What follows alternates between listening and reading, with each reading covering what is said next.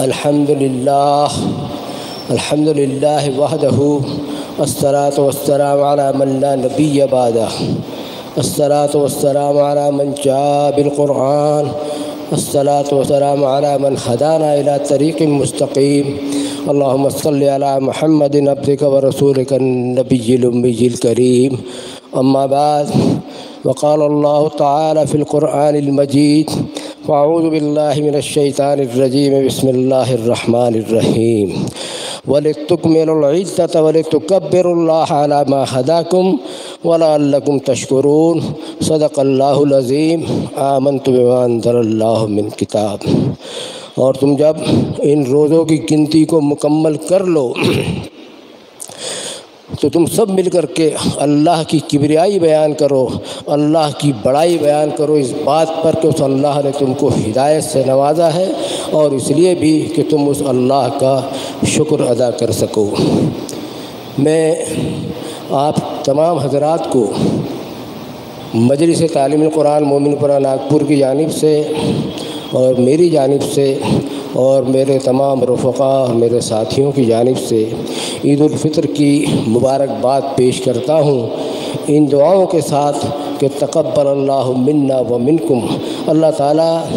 تمہارے اور میرے ہم سبھی کے اللہ تعالیٰ نیک اعمال کو اپنی شایان شان قبولیت کا درجہ عطا فرمائے۔ اللہ تعالیٰ ہمارے قیام کو، ہمارے رکوع کو، ہمارے سجدوں کو، ہماری تراویح کی سنت موقدہ نماز کو اور تلاوت کو اور ہماری ہر قسم کی عبادتوں کو، ہماری تہجد کو اور اللہ کے سامنے رونے اور گڑ گڑانے کو اور توبہ اور استغفار کرنے کو اور انابت اللہ کو اللہ تعالیٰ بے انتہا قبول فرمائے۔ کہ اللہ کے سامنے گڑ گڑانے اور رونے سے مجھے ایک بات یاد آ گئی کہ ابھی پرسوں کے دن جو لیلۃ الجائزہ گزری، اس میں عشاء کی نماز کے بعد ایک نوجوان شخص مجھ سے ملاقات کے لیے آیا اور مجھ سے کہنے لگا کہ رمضان المبارک ہم سے ودا ہو گئے، اور وہ بار بار یہ جملہ کہتے رہا اور ایسا رو رہا تھا جیسے کہ اس کے کوئی ماں باپ کا انتقال ہو گیا۔ میں تھوڑی دیر کے لیے میں خود سکتے میں آ گیا کہ دیکھو رمضان کی قدر اس نوجوان کو جتنی ہے اتنی مجھے بھی نہیں ہے۔ تو رمضان، میں نے ان سے کہا بیٹا یہ ایام معدودات ہیں، یہ گنتی کے چند روز اللہ نے فرمایا ہے اور یہ تو گزر ہی جاتے ہیں، یہ رمضان آتے ہیں چلے جاتے ہیں۔ میں دعا کرتا ہوں کہ اللہ تعالیٰ تم کو اور ہم کو اور آپ سبھی کے لیے دعا کرتا ہوں کہ اللہ تعالیٰ بار بار ہم سبھی کو رمضان المبارک کا تحفہ نصیب فرمائے اور بار بار ہم کو نیک اعمال کی توفیق نصیب فرمائے۔ میں نے اس بچے سے کہا کہ دیکھو یہ رمضان تھے، یہ گزر گئے، لیکن ہماری زندگی بھی اسی طریقے سے گزرتی چلی جا رہی ہے، جس کو قرآن نے کہا کہ یا ایھا الانسان انک کادح الی ربک کدحا فملاقیہ، اے انسان تو دھیرے دھیرے تیرے رب کی ملاقات کے لیے اس کی طرف بڑھا چلا جا رہا ہے۔ اصل چیز جو رمضان المبارک نے ہم کو دے کر کے گیا ہے،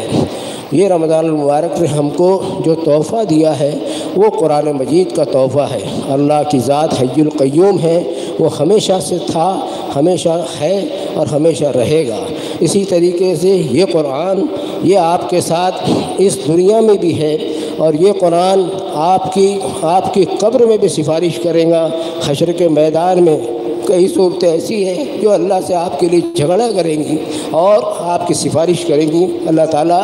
قرآن کی سفارش ہم سب کو نصیب فرمائے، نبی کریم صلی اللہ علیہ وسلم کی سفارشات بھی ہم کو نصیب فرمائے۔ تو یہ قرآن ہم کو جو تحفہ قرآن، یہ رمضان المبارک ہم کو جو تحفہ قرآن دے کر کے گیا ہے،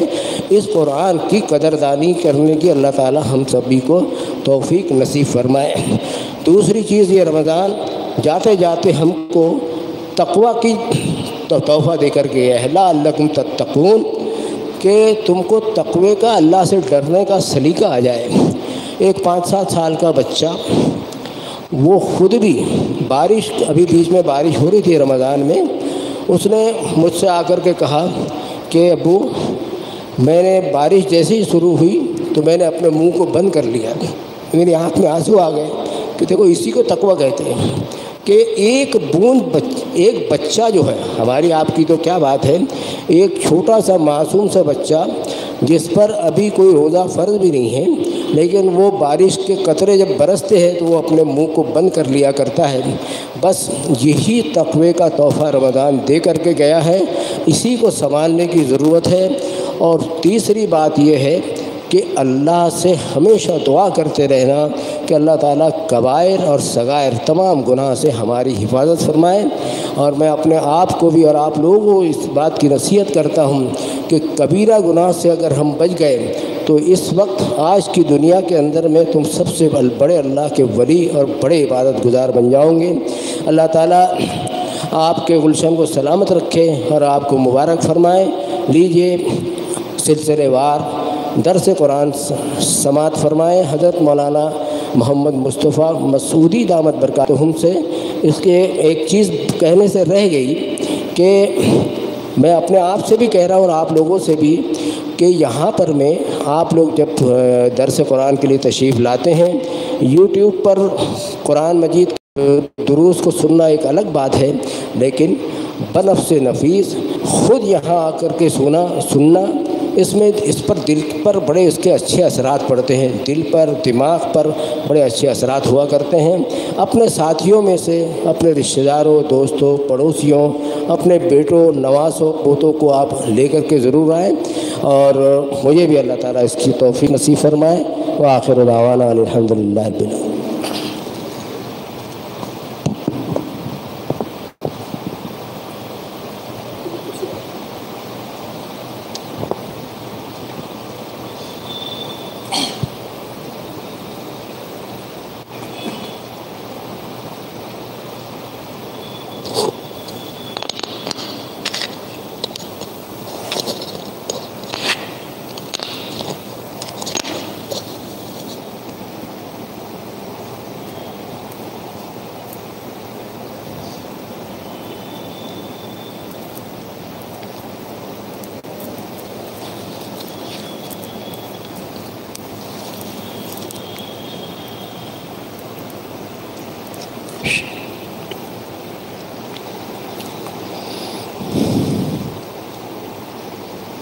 اعوذ باللہ من الشیطان الرجیم بسم اللہ الرحمن الرحیم یا بنی اسرائیل اذکروا نعمتی التي انعمت علیکم وانی فضلتکم علی العالمین واتقوا یوما لا تجزی نفس عن نفس شیئا ولا يقبل منها شفاعة ولا يؤخذ منها عدل ولا هم ينصرون وَإِذْ نَجَّيْنَاكُمْ مِنْ آلِ فِرْعَوْنَ يَسُومُونَكُمْ سُوءَ الْعَذَابِ يُذَبِّحُونَ أَبْنَاءَكُمْ وَيَسْتَحْيُونَ نِسَاءَكُمْ وَفِي ذَلِكُمْ بَلَاءٌ مِّن رَّبِّكُمْ عَظِيمٌ وَإِذْ فَرَقْنَا بِكُمُ الْبَحْرَ فَأَنجَيْنَاكُمْ وَأَغْرَقْنَا آلَ فِرْعَوْنَ وَأَنتُمْ تَنظُرُونَ وَإِذْ وَعَدْنَا مُوسَىٰ 40 لَيْلَةً ثُمَّ اتَّخَذْتُمُ الْعِجْلَ مِن بَعْدِهِ وَأَنتُمْ ظَالِمُونَ ثُمَّ عَفَوْنَا عَنكُم مِّن بَعْدِ ذَلِكَ لَعَلَّكُمْ تَشْكُرُونَ وَإِذْ آتَيْنَا مُوسَى الْكِتَابَ وَالْفُرْقَانَ لَعَلَّكُمْ تَهْتَدُونَ وَإِذْ قَالَ مُوسَىٰ لِقَوْمِهِ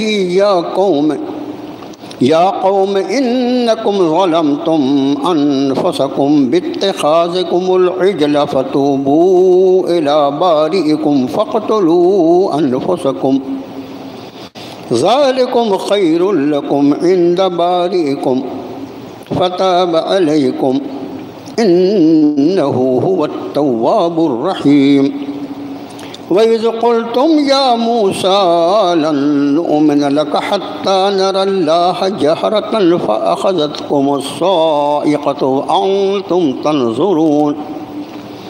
ثُمَّ بَعَثْنَاكُم مِّن بَعْدِ مَوْتِكُمْ لَعَلَّكُمْ تَشْكُرُونَ آمنت بما انزل اللہ من کتاب۔ قرآن پاک کا پہلا پارہ، دوسری صورت شریفہ سورۃ البقرہ کا 6واں رکوع۔ اس وقت آیت نمبر 47 سے لے کر آیت نمبر 56 تک 10 آیتوں کو آپ کے خادم نے آپ کو پڑھ کر سنایا، اور ان آیات بینات کا ترجمہ کچھ اس طرح ہے۔ اے بنی اسرائیل، یاد کرو میری نعمت، وہ جو میں نے انعام فرمایا تم پر، اور یہ کہ میں نے تمہیں سارے جہانوں پر فضیلت عطا فرمائی۔ اور ڈرو اس دن سے کہ جس دن کوئی شخص کسی شخص کو کوئی کام نہ آ سکے گا، نہ ہی کسی کے بارے میں کوئی سفارش قبول کی جائے گی، نہ ہی اس سے کوئی معاوضہ قبول کیا جائے گا، اور نہ ہی ان کی کہیں سے مدد ہو سکے گی۔ اور جب ہم نے تمہیں نجات دیا آل فرعون سے، جو تمہیں بہت ہی بری تکلیفیں پہنچا رہے تھے، وہ تمہارے بیٹوں کو ذبح کر دیتے تھے اور تمہاری بیٹیوں کو زندہ چھوڑ دیتے تھے، اور اس میں تمہارے رب کی طرف سے بڑی زبردست آزمائش تھی۔ اور جب ہم نے تمہارے لیے دریا کو پھاڑ دیا اور تمہیں نجات عطا فرمائی، اور تمہارے سامنے آل فرعون کو ہم نے غرق کر ڈالا، اور تم نے اس منظر کو اپنی آنکھوں سے دیکھا ہے۔ اور جب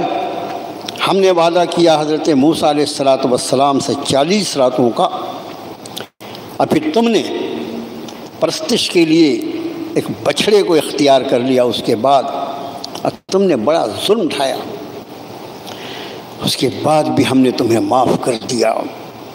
تاکہ تم شکر کی روش اختیار کرو۔ اور جب ہم نے عطا فرمائی جناب موسیٰ کو الکتاب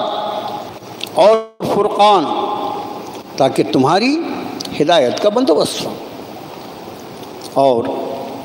جب کہا حضرت موسیٰ علیہ السلام نے اپنی قوم سے، اے میری قوم، تم نے بچھڑے کی پرستش کو اختیار کر کے بڑا ظلم کیا ہے، تم توبہ کرو تمہارے پیدا کرنے والے کی بارگاہ میں، اور تم قتل کرو اپنوں کو، یہ بہتر ہوگا تمہارے لیے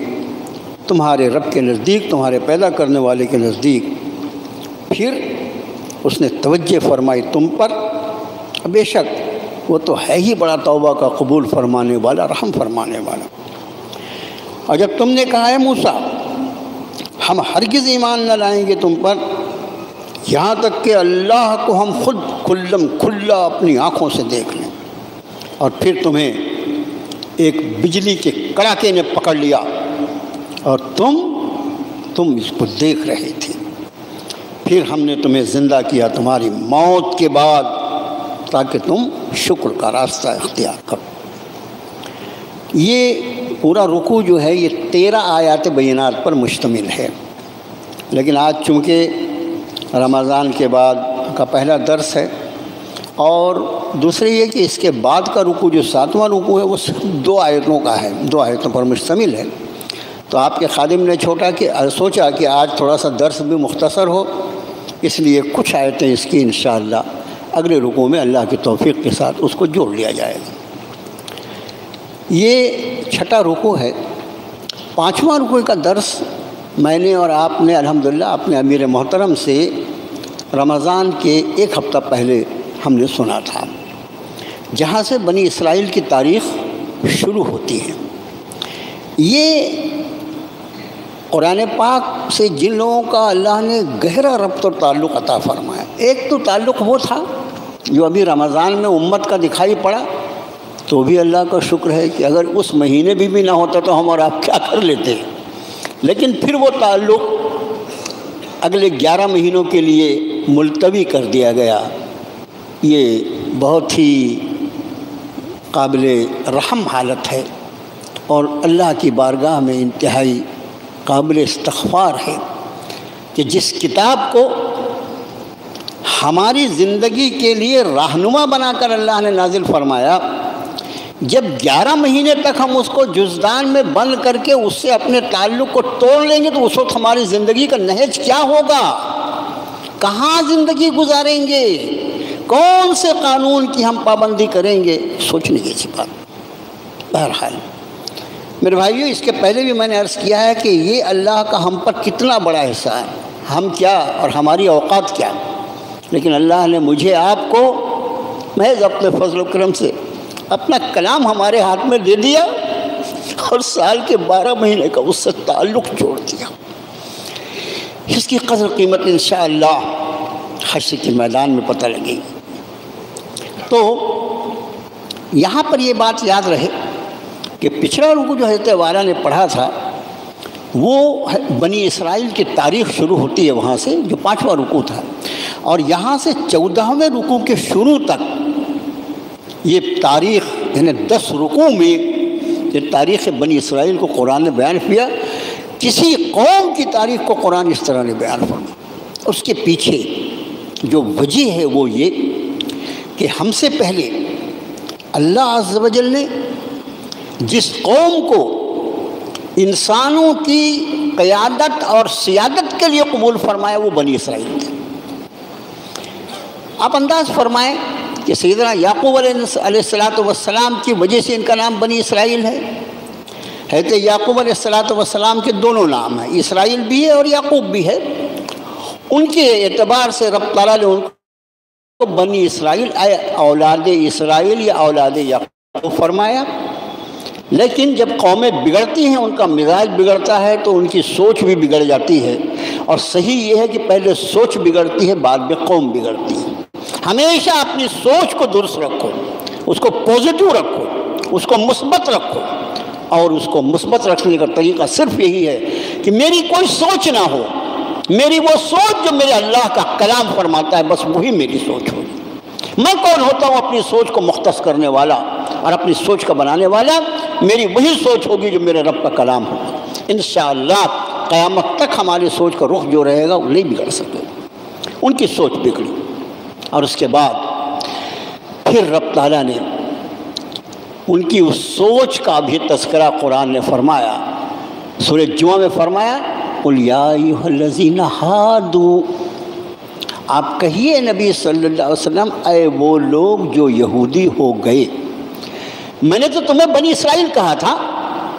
اپنے ایک پیغمبر کے نام پر تم کو بنی اسرائیل کہا تھا، تم کو میرا رکھا ہوا نام بھی پسند نہیں آیا، تم نے اپنا نام یہودی رکھ لیا، اس لیے فرمایا قُلْ يَا أَيُّهَا الَّذِينَ هَادُوا، آپ فرمائی اے وہ لوگ جو یہودی ہو گئے۔ اب اس قوم کی تاریخ کو اتنی تفصیل سے اللہ نے یہاں اس لیے بیان فرمایا کہ جس کو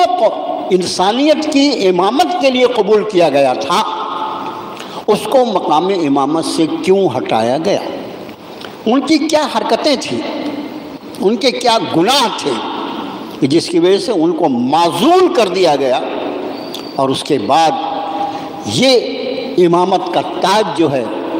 اس امت کے سر پر رکھ کر اس کو کنتم خیر امت اخرجت للناس، یہ اس بات سے رب تعالیٰ نے یہ کتنا کریمانہ فیصلہ ہے، تم وہ بہترین امت ہو، تم کو لوگوں کے لیے کھڑا کیا گیا۔ جس طرح کل ہم نے بنی اسرائیل کو لوگوں کے لیے کھڑا کیا تھا، لیکن ان کو یہ خیال نہیں رہا کہ ان کو اللہ نے کس مقصد کے لیے اس مقام پر فائز فرمایا ہے، انہوں نے منمانی کی، ہم نے ان کو معزول کر دیا، اور ان کی وہ ساری بھول چوک جس کی وجہ سے ان کو مقام جلیلہ سے ہٹایا گیا، اس سب کا ہم تفصیل سے تمہارے سامنے تذکرہ کر رہے ہیں۔ تم ان گناہوں سے ہمیشہ اپنے آپ کو بچا کر رکھنا۔ اب مجھے آپ بتائیے، جو مضمون قرآن شریف 10 رکوع میں بیان کرتا ہے، کیا اس کو کوئی مولانا صاحب ایک تقریر میں بیان کر سکتے ہیں؟ ممکن ہی نہیں۔ تا وقتی کہ وہ 10 کا 10 رکوع امت اس کے سیریل کے ساتھ اپنی آنکھ، سر کی آنکھ اور دل کی آنکھ کھول کر پڑھے، یہ فلاں اور یہ فلاں اور یہ فلاں، یہ حرکتیں انہوں نے کی تھی، اور میں نے ان حرکتوں سے اپنے آپ کو اللہ کی توفیق سے بچانے کی کوشش کرنا۔ تو فرمایا اے بنی اسرائیل، یاد کرو میری نعمت انعمت علیہم، وہ جو میں نے تم پر انعام کی تھی، وَأَنِّي فَضَّلْتُكُمْ عَلَى الْعَالَمِينَ، میں نے تم کو سارے جہانوں پر فضیلت دی تھی۔ کسی قوم میں اللہ تعالیٰ سلسلہ نبوت کو قائم کرے، اس سے بڑھ کر کسی قوم کا افتخار، امتیاز، اس کا اعزاز، اس سے بڑھ کر کچھ ہو ہی نہیں سکتا۔ کہا حضرت یعقوب علیہ السلام کا دور، اور وہاں سے لے کر جناب عیسیٰ روح اللہ تک، جناب عیسیٰ روح اللہ تک جتنے جلیل القدر پیغمبروں کے نام ہم جانتے ہیں، وہ سب کے سب انبیاء جو ہیں بنی اسرائیل کے انبیاء، وہ چاہے حضرت سلیمان ہو، حضرت داؤد ہو، اور وہاں سے پھر جناب موسیٰ کلیم اللہ ہو، جناب عیسیٰ روح اللہ ہو، یہ سارے کے سارے انبیاء جو ہیں بنی اسرائیل کے ہیں۔ تو فرمایا ہم نے تم کو سارے جہانوں پر فضیلت دی تھی،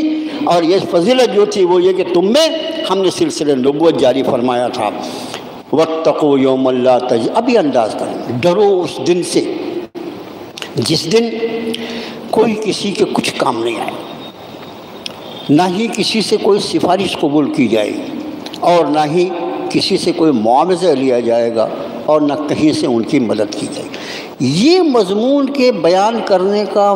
واحد مقصد یہ سمجھ میں آتا ہے کہ ان لوگوں کے دلوں میں اس کے خلاف عقیدہ گھر کر گیا تھا۔ یہ سوچنے کی بات ہے۔ یہود جو تھے ان کا یہ عقیدہ تھا لن يدخل الجنت الا من كان هودا او نصارى، یہ قرآن کے الفاظ ہیں۔ انہوں نے کہا کوئی جنت میں اس وقت تک داخل ہو ہی نہیں سکتا جب تک وہ یہودی نہ ہو یا نصرانی نہ ہو۔ انہیں کیا بیٹھی تھی بات، بس یہودی کے گھر پیدا ہو گئے نا، اس سے بڑھ کر اور کیا بات ہو سکتی ہے؟ ارے یعقوب ہیں، پیغمبر کی اولاد ہیں، پیغمبر کی اولاد کو اللہ جہنم میں ڈال دے گا، کیسے ممکن ہے؟ یہ مردود عقیدہ کہ صرف کسی گھر میں پیدا ہونے کی وجہ سے یہ جنت کا وارث ہو جائے گا، جو سراسر قرآن کے انداز بیان اور قرآن کے عقیدے کے خلاف ہے۔ قرآن نے تو ہاں کے پکارے فرمایا کل نفس بما کسبت رہینہ، ہر نفس اپنے اعمال کے بدلے میں گروی اور محبوس اللہ کی بارگاہ میں کھڑا کیا جائے گا۔ وہ شخص ہوگا، اس کا عقیدہ ہوگا، اس کے اعمال ہوں گے، وہ کس خاندان سے تعلق رکھتا ہے، اس سے اس کا کوئی سوال نہیں کیا جائے۔ یہ بدعقیدگی کسی فرقے میں، کسی جماعت میں پیدا ہو جائے، تم یہودی ہو جاؤ جنت میں چلے جاؤ گے، تم میری جماعت میں آ جاؤ جنت میں چلے جاؤ گے، یہ یہودیوں کی سوچ ہے۔ اور اس کے بعد نصرانی، ان کا تو معاذ اللہ حضرت عیسیٰ روح اللہ، جن کو انہوں نے اپنی عقل کے مطابق یہ کوشش کی کہ ان کو سولی پہ چڑھا دیں۔ عقیدے بدعقیدگی کی یہ حال، جسے قرآن نے فرمایا کہ اتنی بھیانک بات ان کی زبان سے نکلی،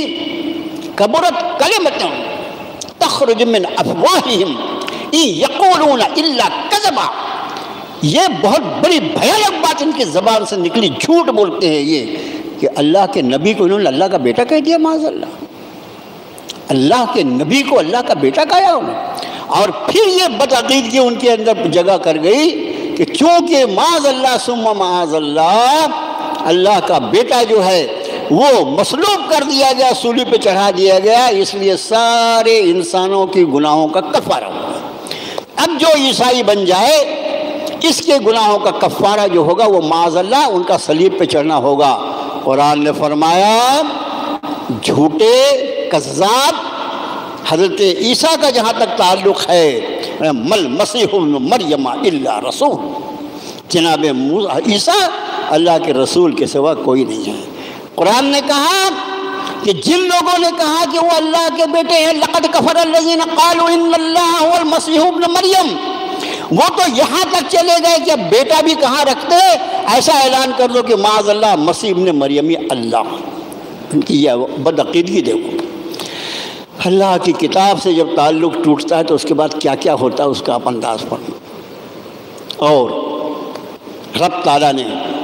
واضح طور پر اپنی کتاب میں اس کا اعلان فرما دیا کہ جناب عیسیٰ روح اللہ کو نہیں انہوں نے سولی دیا اور نہ ہی وہ ان کو قتل کر سکے، بل رفعہ اللہ الیہ، اللہ نے ان کو اپنی جانب اٹھا لیا۔ سولی پہ دینے کا سوال ہی نہیں۔ کوئی اگر یہ عقیدہ رکھتا ہے کہ جناب عیسیٰ کو سولی دی گئی تو وہ مردود ہے، اللہ نے اپنے اس بندے کو اٹھا لیا۔ اور پھر یہ بدعقیدگی کہ ان کا سولی دیا جانا جو وہ سارے مسیحیوں کے گناہوں کا کفارہ ہو گیا، اب اس کا معنی یہ ہوا کہ کچھ بھی کرو، گناہ کرنے کے پہلے ہی اگر گناہ کے معافی کا اعلان ہو جائے تو مجھے آپ بتائیے ڈھینگا مستی کتنی ہوگی۔ گناہ کرنے کے پہلے اگر گناہ کی معافی کا پروانہ مل جائے تو ان ظالموں نے اللہ کے نبی کو اللہ کا بیٹا کہا، جس کو اللہ نے اپنے پاس اٹھا لیا، اس کے صلیب مصلوب ہونے کا دعویٰ کیا، اور اس کے اس دعوے کے پیچھے یہ اعلان کر دیا کہ سارے ان لوگوں کے گناہوں کا معافی کا تذکرہ کا راستہ بن گیا جنہوں نے حضرت عیسیٰ پہ ایمان لایا، ان کو اللہ کا جیسا ان کا معاذ اللہ مردود ایمان ان لوگوں کا۔ رب نے یہاں فرمایا یہ بھول جاؤ، وہ دن ایسا ہوگا جس دن اللہ کی بارگاہ میں حاضری ہوگی، کوئی کسی کے کام نہیں آئے گا، خاندان نہیں پوچھا جائے گا، نسل نہیں پوچھی جائے گی، تمہارے اعمال پوچھے جائیں گے، اس دن کی تیاری کرو۔ پھر آگے فرمایا بَإِذْ نَجَّيْنَاكُم مِّنْ آلِ فِرْعَوْنَ يَسُومُونَكُمْ سُوءَ الْعَذَابِ۔ اب بنی اسرائیل پر جو اپنے احسانات فرمائے، فرعون جو تھا، فرعون نام نہیں ہے بادشاہ کا، یہ خیال رہے، فرعون اس کا نام نہیں ہے بلکہ فرعون اس کا لقب ہے۔ بنی اسرائیل کو جن فرعونوں سے واسطہ پڑا وہ دو فرعون تھے، دو فرعون، ایک وہ فرعون جس کی اس میں حضرت موسیٰ علیہ السلام کی بلالت ہوئی، اس کے بعد پھر وہ مر گیا تو دوسرا فرعون آیا۔ تو پوری جو تاریخ بنی اسرائیل ہے تو ان کا واسطہ دو فرعونوں سے پڑا، اور فرعون جو ہے وہاں پر اس تخت مصر پر جو شخص بیٹھتا تھا اس کا لقب فرعون ہوا کرتا تھا۔ اب وہ جو جناب موسیٰ کلیم اللہ کی ولادت کے وقت میں جو فرعون تھا بادشاہ، یہ بہت ہی خاندانی اعتبار سے جو یہ تھے، یہ اس وقت کا جو فرعون تھا وہ اصل میں خاندانی اعتبار سے کفن چور تھا، وہ کفن چور تھا۔ اب آدمی جتنا ہلکٹ کام کرتا ہے نا اس کی سوچ بھی اتنی ہلکی رہتی ہے، تو وہ کفن چور اب بادشاہ بن گیا۔ اب انداز کریں ایک کفن چور بادشاہ بن جائے تو کیا حال ہوگا۔ اچھا وہ سب کا منظر تو اپن لوگوں کے بھی سامنے ہے نا۔ تو بہرحال جب وہ بادشاہ تھا تو کسی نجومی نے یہ پیشن گوئی کر دی کہ بھئی دیکھو اب یہ بنی اسرائیل جو یہاں ہے نا، یہ اچھا بنی اسرائیل اس وقت انتہائی ذلت کی زندگی گزار رہے تھے۔ انشاءاللہ بعد کے دروس میں تذکرہ آئے گا کہ اس قوم کو اللہ نے اتنا ذلیل کیوں کیا تھا، کتنا ذلیل کیا، وہ بھی تذکرہ آئے گا انشاءاللہ۔ تو وہ انتہائی ذلت کی زندگی مصر میں گزار رہے تھے۔ اب وہ مصر میں کیسے آئے، رہنے والے کہاں کہ کیا ہوا، وہ انشاءاللہ اگلے دروس میں بات آئے گی۔ اس کو کسی نے بتایا کہ بنی اسرائیل میں ایک ایسا لڑکا پیدا ہوگا جو تیری حکومت کو اور تیری جو کچھ ہے نا سب کا ستیہ ناش کر دے گا۔ اب وہ اس وقت پورا جادو اور یہ سب چکر زیادہ تھا، نجومی نے بولا تو وہ پاگل کفن فروش جو رہتی اسے کتنی عقل رہے گی۔ تو اس نے اعلان کر دیا بھائی ہم بادشاہ ہیں، ہم جو چاہیں وہ کر سکتے ہیں۔ ایسے فرعون اس دنیا میں بارہا پیدا ہو چکے ہیں، اور ہر وقت کے فرعون کو اللہ نے اس کے کیفر کردار تک پہنچایا۔ ابھی بھی جن فرعونوں سے ہمارا اور آپ کا واسطہ ہے، وقت قریب آ گیا ہے کہ انشاءاللہ ان کو بھی اللہ تعالیٰ ان کے نتیجے سے دوچار کرنے والا ہے انشاءاللہ۔ بہرحال اس نے اعلان کر دیا، اس نے یہ پیشن گوئی کی کہ ایک لڑکا پیدا ہوگا بنی اسرائیل میں، وہ اتنا خطرناک ہوگا اس کی وجہ سے تیری حکومت بھی جائے گی تو بھی جائے گا۔ اس نے کہا ارے کیا بڑی بات ہے، بنی اسرائیل میں لڑکا پیدا ہو کیوں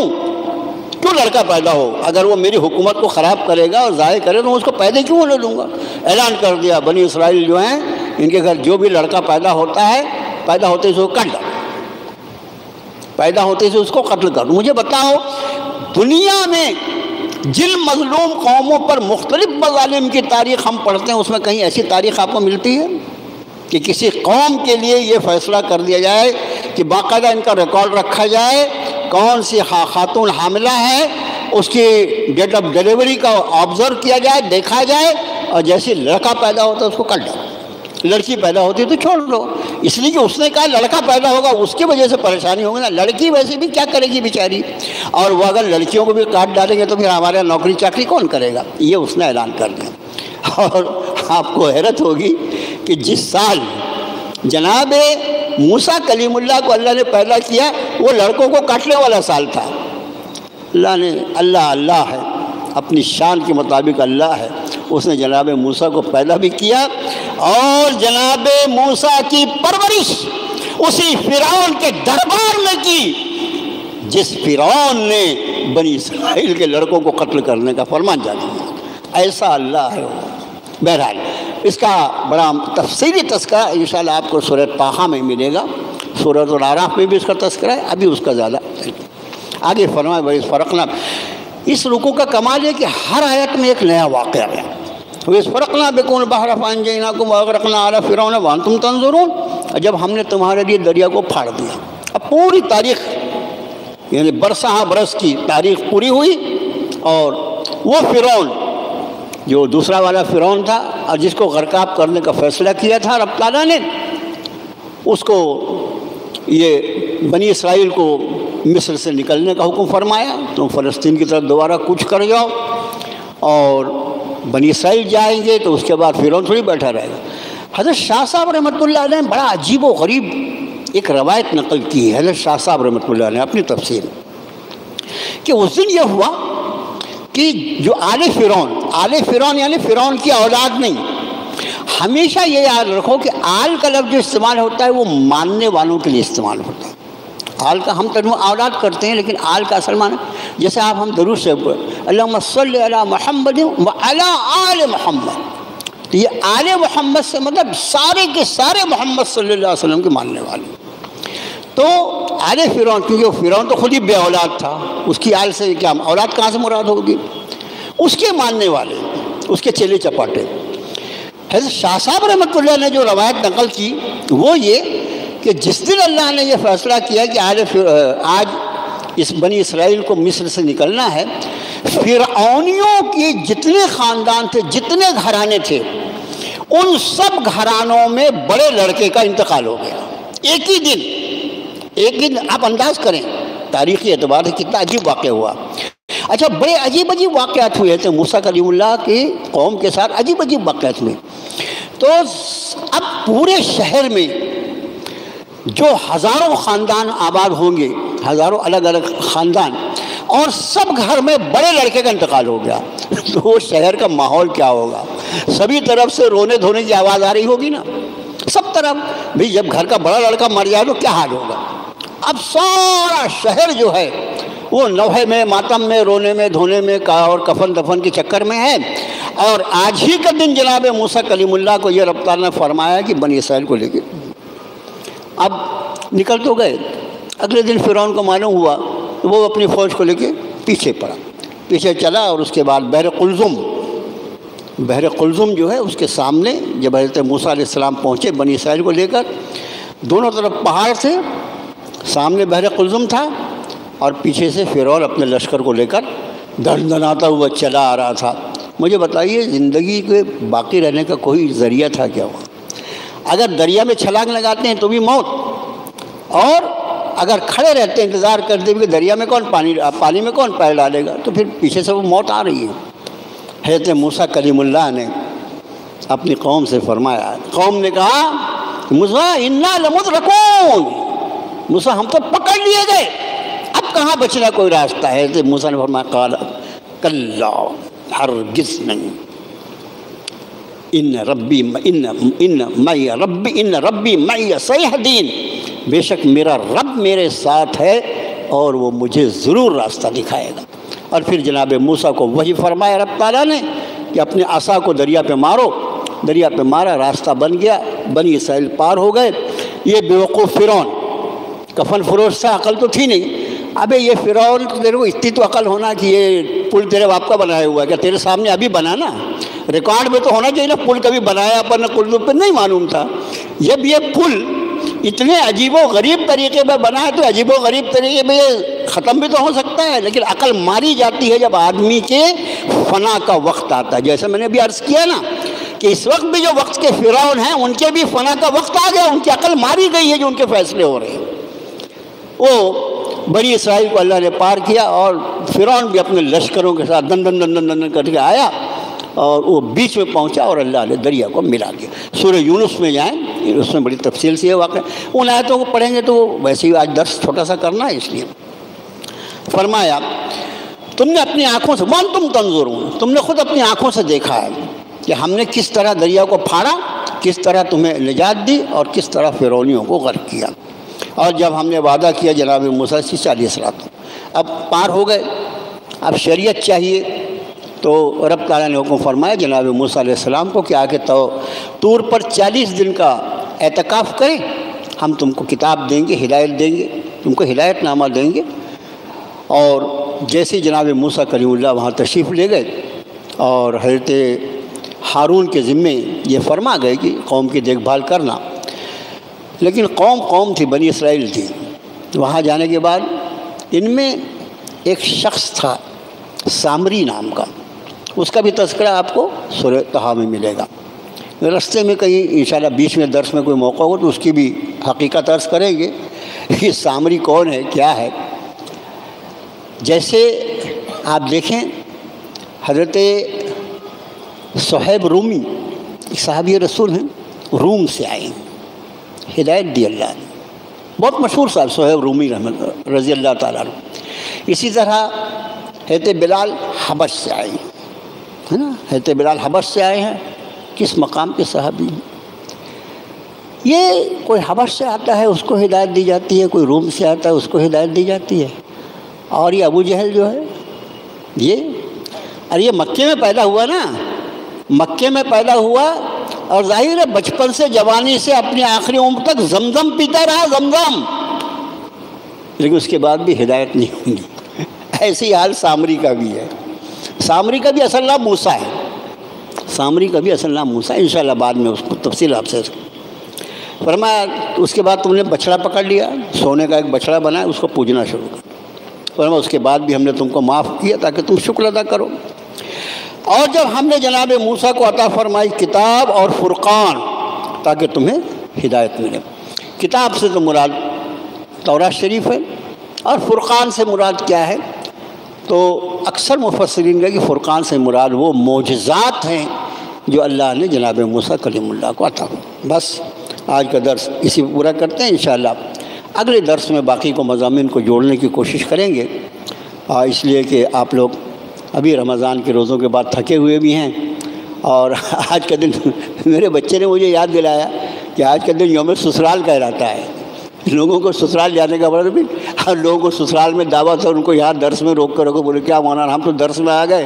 یہ بہت سے لوگ بیچارے آن لائن دیکھ رہے ہوں گے، بلکہ سسرال میں بیٹھ کے دیکھ رہے ہوں گے کہ یوم سسرال بھی ہو جائے اور یوم درس بھی ہو جائے۔ بہرحال آپ حضرات کو اللہ تعالیٰ جیسا حضرت مبارکباد پیش کی، میں بھی اپنی جانب سے تعلیم القرآن کی جانب سے آپ کو مبارک پیش کرتا ہوں۔ اور میرے بھائیوں، آپ کا تعلق اللہ تعالیٰ نے قرآن سے جو رکھا ہے، اس کو ہمارے تعلق کو اللہ مزید سے مزید مضبوط بنائے۔ آپ اور ہم اپنے لیے ثواب جاریہ کا انتظام کر سکتے ہیں اس طرح کہ لوگوں کو نرمی کے ساتھ یہ بات سمجھانے کی کوشش کی جائے کہ بے راہ انسان کو اگر کوئی چیز راہ پر لا سکتی ہے تو وہ صرف اللہ کی کتاب ہے، صرف اللہ کی کتاب ہے۔ اللہ کی کتاب سے جب تک آدمی جڑ نہیں جائے گا، نہ اس کے عقائد درست ہوں گے، نہ اس کے اعمال درست ہوں گے۔ اللہ سے دعا ہے اللہ ہمارے اور آپ کے اعمال کو قبول فرمائے۔ اور ایک خبر بھی آپ کو دینی ہے کہ ہمارے درس کے بڑے قدیمی ساتھی بھائی رفیق بیگ صاحب، آج ہی ان کی ہمشیرہ صاحبہ کا انتقال ہو گیا کامٹی میں، اور ابھی 10 بجے رات میں ان کی تجہیز و تکفین ہے۔ ہم دعا کرتے ہیں اللہ محترمہ کی مغفرت فرمائے، ان کے لواحقین کو صبر جمیل عطا فرمائے۔ اللہم صلی علی محمد عبدک و رسولک النبی الامی ربنا آتنا فی الدنیا حسنہ وفی الآخرۃ حسنۃ وقنا عذاب النار۔ اللہ ہماری خطاؤں کو معاف فرما دے، اللہ ایسا برکت والا مہینہ عطا فرمایا، اللہ اس ماہ مکرم کی برکت سے ہم سب کی مغفرت کے فیصلے فرما دے۔ اللہ ہماری اور ہماری خاندان اور ہماری نسلوں کو اللہ تو اپنی کتاب کو مضبوطی سے تھام لینے کی توفیق عطا فرما۔ سبحان اللہ وبحمدہ سبحان اللہ العظیم سبحان ربک رب العزۃ عما یصفون وسلام علی المرسلین والحمد للہ رب العالمین. چلیے آ جاتے.